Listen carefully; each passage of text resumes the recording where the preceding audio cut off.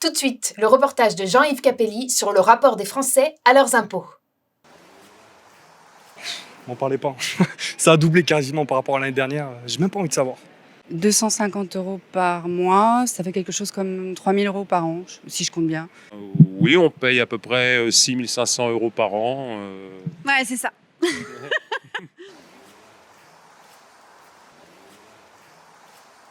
Oui, on en parle souvent entre nous. Ouais, on s'intéresse à la réduction d'impôts en investissant dans l'immobilier, mais on ne sait pas vraiment par où commencer. Ce sont des mythes, non? Ça existe vraiment? C'est hyper compliqué, je crois. Il y a des conditions à respecter. C'est intéressant car les personnes qu'on a pu interroger, elles n'expriment pas l'envie de ne pas payer d'impôts, mais elles sont quand même intéressées pour les réduire. Effectivement, mais finalement, elles ne savent pas comment faire. Alors, est-ce qu'on peut vraiment réduire ses impôts en France quand on paye 3 000 € par an ou plus?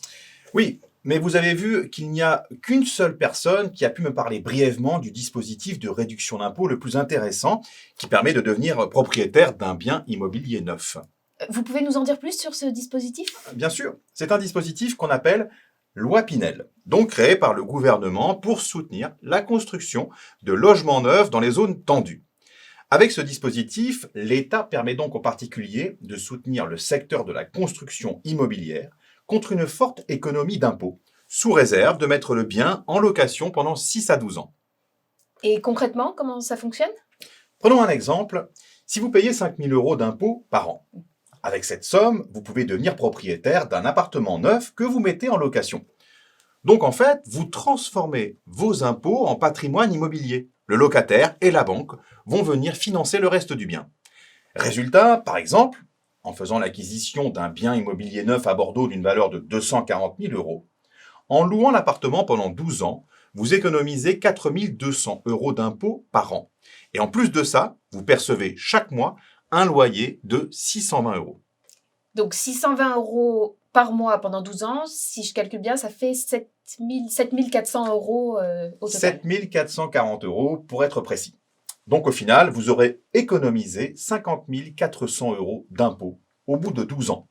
Vous vous serez constitué votre patrimoine immobilier grâce à vos impôts. Vous serez devenu propriétaire d'un bien immobilier neuf sans apport. Vous aurez touché des revenus locatifs tous les mois et, comme avec tous les placements immobiliers, votre investissement va prendre de la valeur avec le temps, ce qui va vous permettre de préparer votre avenir et de protéger votre famille. C'est très intéressant, Jean-Yves. Et alors, que doivent faire nos spectateurs pour obtenir les mêmes avantages? Alors ce qui est bien, c'est qu'on peut rapidement faire une simulation pour voir combien d'impôts on va pouvoir économiser. Le type de logement dont on deviendra propriétaire, les loyers perçus, etc. juste en remplissant ce formulaire. Je vous ai trouvé une pépite. Vous allez voir le lien s'afficher en bas de l'écran. Vous remplissez le formulaire en ligne en moins de 2 minutes. Vous indiquez votre situation. J'ai fait le test moi-même, c'est très sérieux et fiable. À la fin, vous découvrez le montant de votre réduction d'impôt. Je vous invite à le faire dès maintenant, car en plus c'est gratuit et sans engagement.